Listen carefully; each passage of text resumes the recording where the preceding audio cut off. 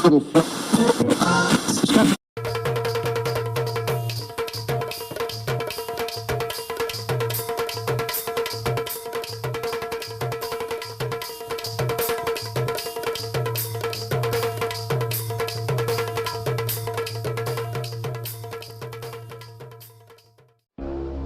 और राम राम। आप और सुन रहे बुंदेली चुगली रेडियो। हम हैं राजेंद्र त्रिवेदी। खबरन के पिटारा में आज की सबसे बड़ी खबर है भैया और दिल्ली से कि दिल्ली के कोर्ट में गैंगवार कोर्ट रूम में गैंगस्टर जितेंद्र गोगी की हत्या वकील की ड्रेस में आए दो बदमाश पुलिस शूट आउट में वे भी मारे गए। दिल्ली के रोहिणी कोर्ट परिसर में शुक्रवार को गैंगवार भाव बदमाशन ने गोली मार के दिल्ली के most wanted gangster Jitendra Gogi की हत्या कर दी। इस गैंगवार में गोगी समेत कुल 3 लोग मारे गए हैं। फायरिंग में 3 से 4 आदमी घायल भी भए हैं। रिपोर्ट के मुताबिक गोगी पेशी के लाने कोर्ट में गौ हतो, जहां वकील की ड्रेस में 2 बदमाश आए और ऊपर फायरिंग शुरू कर दी। एक हमलावर पे 50,000 रुपया को इनाम हतो। दिल्ली पुलिस कमिश्नर राकेश अस्थाना ने बताया है कि जब गैंगस्टर गोगी को कोर्ट में सुनवाई के लाने ले जाओ जा रहे हो तो तभी अपराधियों ने ऊपर गोलियां बरसा दी। पुलिस की जवाबी कार्रवाई में 2 हमलावर मारे गए। उनने एक हमलावर पे 50,000 इनाम होने को भी दावा करो। गोगी की अस्पताल में भई मौत। वकील ललित कुमार ने बताया कि हमलावर वकील की ड्रेस में आए थे। उनने गोगी को लगातार 3 गोली मारी। गोगी की सुरक्षा में दिल्ली पुलिस के 2 लोग हथे। उन्हें 25-30 गोली चलाई, जिसमें अपराधियों की मौत घटना स्थल पर हो गई। गोगी की अस्पताल में मौत हो गई। अगली खबर आ रही भैया उत्तर प्रदेश से। निषाद पार्टी ने अपने दल के साथ चुनाव लड़े भाजपा गठबंधन को ऐलान। उत्तर प्रदेश में आगामी विधानसभा चुनाव को लेकर सभी पार्टियां अपने राजनीतिक समीकरण बैठावे में लगी हैं। यही क्रम में शुक्रवार को भारतीय जनता पार्टी ने प्रेस कॉन्फ्रेंस करके जो ऐलान कर दो कि निषाद पार्टी के संग गठबंधन कर भी और 2 जने संग मिलकर योगी आदित्यनाथ के नेतृत्व में चुनाव लड़ेगी। बहुत सारी राजनीतिक ताकतन को भाजपा ने अपने संगे जोड़ो है। इस दौरान धर्मेंद्र प्रधान ने कही है कि हम 3 दिन से यूपी में हैं और निषाद पार्टी के संगे गठबंधन है। 2022 में हम ताकत के संगे मिलकर चुनाव लड़बी, गठबंधन में अपनो दल भी संगे रहे। उनने कही कि बहुत सारी राजनीतिक ताकतन को भाजपा ने अपने संगे जोड़ो है। चुनाव को ताना बाना बुनो गो है। मोदी योगी आदित्यनाथ पर जनता को अटूट भरोसा है और उत्तर प्रदेश और भारत की शिक्षा को गहरा संबंध है। हमने 3 दिन में महसूस करो कि प्रधानमंत्री नरेंद्र मोदी और योगी आदित्यनाथ पर जनता को अटूट भरोसा है। प्रजातंत्र में विश्वास ही सबसे बड़ी पूंजी होती है और 2022 में यूपी की जीत भी महत्वपूर्ण है। कैसे यूपी से होके भैया दिल्ली को रास्ता खुलत है।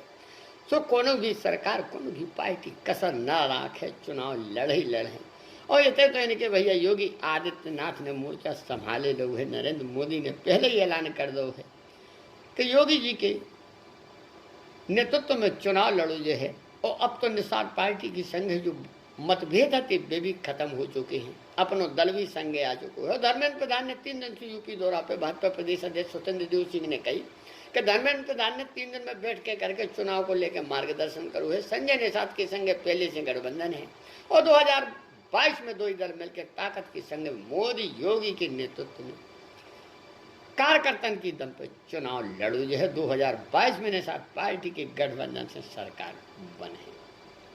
अगली खबर है भैया, बड़ी खबर है।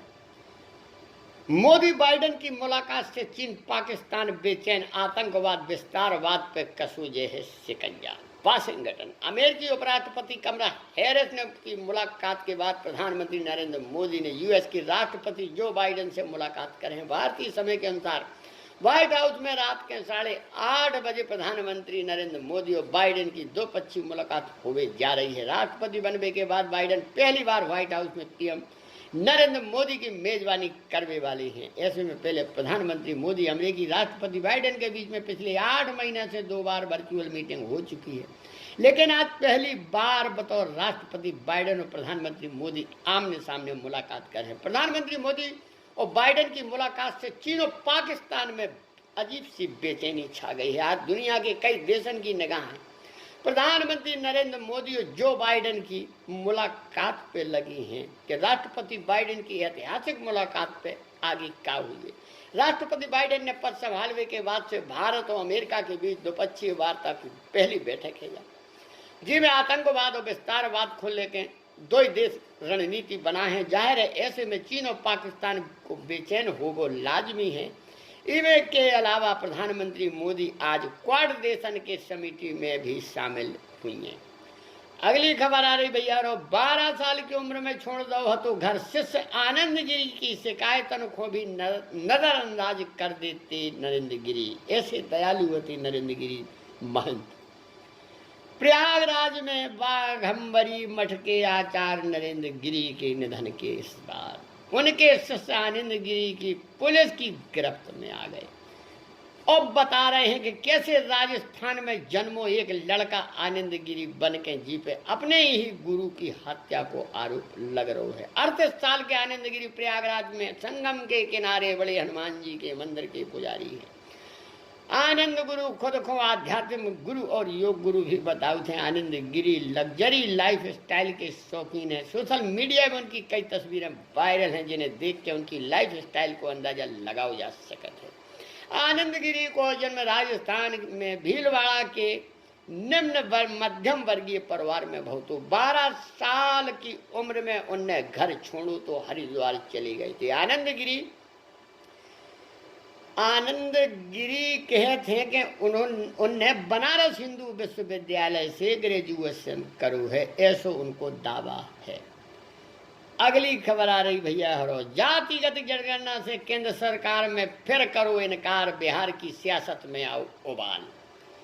पटना बिहार में जातिगत जनगणना की राजनीतिक मुद्दा एक बार फिर बन चुको है। केंद्र सरकार ने एक बार फिर से ही करवावे से इनकार कर दो है कि जाति गणना ना हो पा है। केंद्र सरकार ने सुप्रीम कोर्ट से कही है कि वो ऐसा कोनो निर्देश ना दे जिसमें 2021 की जनगणना में ओबीसी को शामिल करो जाए। केंद्र ने सुप्रीम कोर्ट में कही है कि पिछड़े वर्ग की जातिगत जनगणना करावो प्रशासनिक रूप से बेहद कठिन और जटिल है।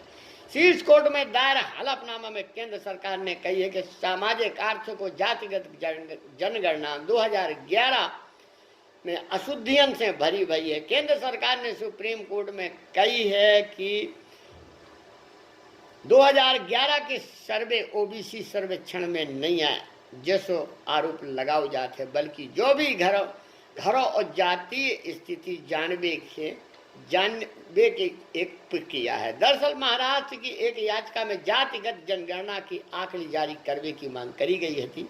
इस पर सामाजिक न्याय व अधिकारिता मंत्रालय ने हलफनामा में कही है कि सरकार ने 2021 की जनगणना में SC/ST को शामिल करो है, पे अन्य कोनो श्रेणी को उल्लेख नहीं है। बता दें कि हाल ही में बिहार के मुख्यमंत्री नीतीश कुमार के नेतृत्व में 10 दलों को प्रतिनिधिमंडल जातीय जनगणना की मांग को लेकर प्रधानमंत्री नरेंद्र मोदी से मुलाकात कर चुके हैं।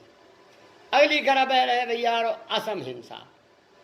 अधमरे शख्स के ऊपर कूद रहो फोटोग्राफर गिरफ्तार, दिल दहलावे वालों वीडियो भाव वायरल। असम के दरांग इलाका में पुलिस ग्रामीणों के बीच हिंसक झड़प के बाद खौफनाक वीडियो सामने आया। अधमरो व्यक्ति के संग पुलिस और कैमरामैन की बर्बरता की क्रूरता भी दिख रही है। पुलिस फायरिंग में मारे गए शख्स पे कैमरामैन कूद रहे है और पत्थर से मार रहे है। उतई पुलिस के जवान भी ऊपर लाठी बरसा रही है। ग्रामीणों पे अवैध कब्जा करवे और पुलिस पे पत्थरबाजी करवे को आरोप है। सोशल मीडिया पे पुलिस और कैमरामैन की बेरहमी वालों वीडियो वायरल हो रहा है, उस सामने आ चुके हैं। हालांकि वीडियो वायरल होने के बाद कैमरामैन को गिरफ्तार कर लो गए हो, तई पे असम सरकार ने मामला में न्यायिक जांच के आदेश भी दे रहे हैं। दरअसल पिछले कछु दिनों में पुलिस और ग्रामीणों के बीच में झड़प भई थी।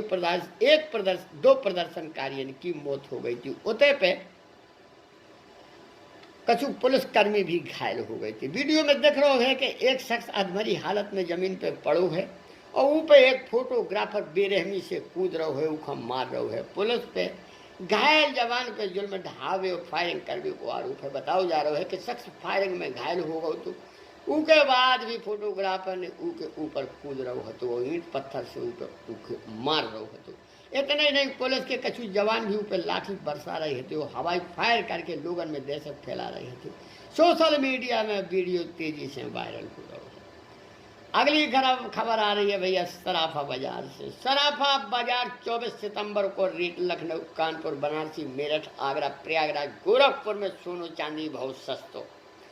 उत्तर प्रदेश के सराफा बाजार में आज सोनो चांदी की कीमतन में बढ़ोतरी देखने को मिली है। यूपी में 24 कैरेट सोना के रेट 260 रुपया और 22 कैरेट गोल्ड के दाम हो गए 2500 रुपया प्रति 10 ग्राम की गिरावट देखने को मिली है, जबकि चांदी की कीमतन में 300 रुपया प्रति किलोग्राम की कमी आई है। लखनऊ में 24 कैरेट सोना 47,450 में बिक रहा है, तो 22 कैरेट सोनो 45,190 रुपया प्रति 10 ग्राम बिक रहा है। चांदी 64,800 रुपया प्रति किलोग्राम की कीमत पे बिक रही है। कानपुर में 24 कैरेट सोना 47,450, जबकि 22 कैरेट सोना 45,190 रुपया प्रति 10 ग्राम बिक रहा है।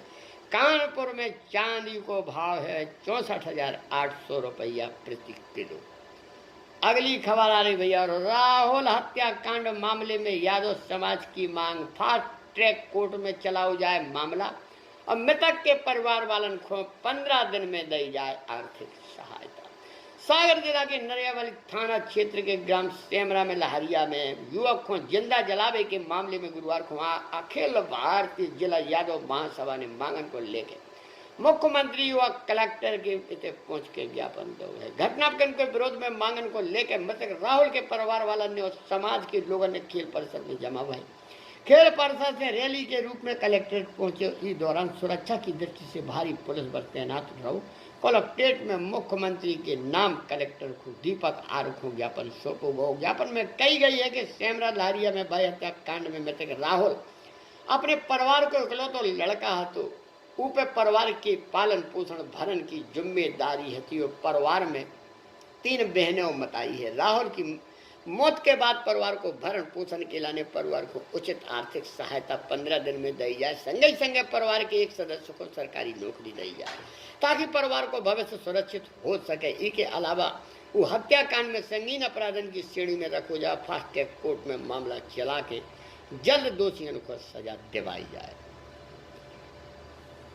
दमंगन के गुंडा टैक्स, मारपीट से परेशान ग्रामीण हर हफ्ता परिवार से 500 रुपया की कर रहे मांग। गांव की दमंगन के खिलाफ मामला दर्ज, अफसर ने जल्द गिरफ्तारी को दो आश्वासन। जिला के ग्रामीण स्तर पे लोगों से दमंगई को मामला सामने आया है। किसानों गांव वालों में से रेवे वाले एवज में गुंडा टैक्स वसूल रहे हो। टैक्स न देने पे लोगों से मारपीट करी जा रही है। गांव के रास्ता से उन्हें निकलने भी नहीं दो जा रहा है। मामला छतरपुर के ओरछा रोड के छपरापुरवा गांव को है, जहां के गांव के दमंग आपराधिक प्रवृत्ति के जयंत सिंह, बीकेश सिंह, लक्ष्मण सिंह, पुष्पेंद्र तिवारी और अन्य लोग गांव के किसानों को कुशवाहा समाज के लोगों को शोषण कर रहे हैं। आपराधिक तत्व ने कछु लोगों गांव वालों से गुंडा टैक्सी की वसूली कर रहे हैं। पहले गांव वाले से दारू, मुर्गा आदि की पार्टी ली जात है, पैसा लो जात है, लेकिन उनकी डिमांड बढ़ गई है। अब गांव के हर घर से हर हफ्ता 500 की वसूली की मांग कर रही है और मांग पूरी न करवे, पैसा न देवे की वजह से एक एक करके गांव के लोगों के संगे मारपीट करी जा रही है। उन्हें गांव से निकलवे नहीं दो जा रहा है। अब उनको रास्ता भी बंद कर दोगे। हाल में बच्चा स्कूल जावे के लाने बेबस हो रहे हैं, बीमारी के लाने तड़प रहे हैं, अस्पताल नहीं जा पा रहे हैं, मजदूर काम पे नहीं जा पा रहे हैं। इतने तक कि खेतन में लगी सब्जी गांव के बाहर नहीं जा पा रही है। सब्जी खेतन में लगे खराब हो रही है। किसान अगर सब्जी बेच वे बाहर निकलत हैं तो उन्हें गुंडा टैक्स और मारपीट करी जाती है। दमंगन ने हाल ही में राम उतर कुशवाहा को घर में बंधक बना के लाठी डंडन से मारपीट करी थी, जी वजह से वो काफ़ी घायल हो गए, तो जी गंभीर हालत में जिला अस्पताल के ट्रामा वार्ड में भर्ती करो गए है, जहाँ को इलाज चल रहा है।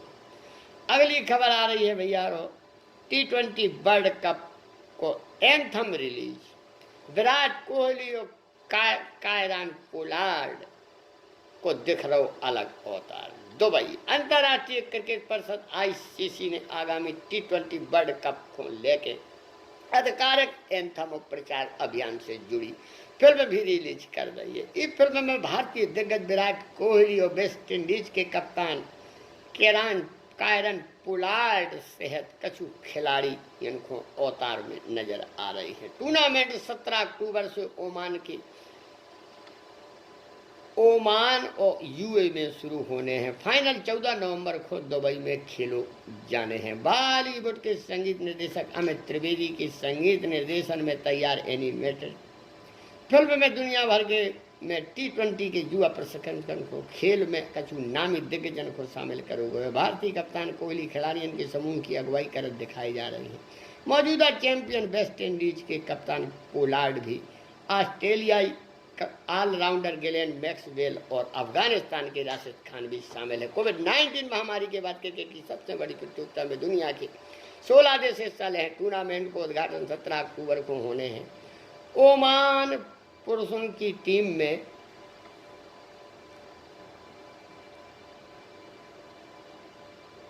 प्रतियोगिता में दुनिया के 16 देश हिस्सा ले रहे हैं। भैया माफ करिए, तकनीकी खराबी के कारण रुक गई थी खबर। कोविड-19 महामारी के बाद क्रिकेट की सबसे बड़ी प्रतियोगिता में दुनिया के 16 देश हिस्सा ले रहे हैं। टूर्नामेंट का उद्घाटन 17 अक्टूबर को होने हैं, जब ओमान पुरुषों की T20 विश्व कप में पदार्पण करने वाले पपुआ न्यू गिनी से भिड़ है। पहला मुकाबला मस्कट की ओमान क्रिकेट अकादमी में खेलो जाने हैं। तो भैया और ये है थी अब तक की खबरें। फिर खबरों को पिटारो लेके हम आप लोगों के बीच में हाजिर हो भी। तब तक के लाने बुंदेली चुगली रेडियो से राजेंद्र त्रिवेदी को दो विदा सभी जनन को हम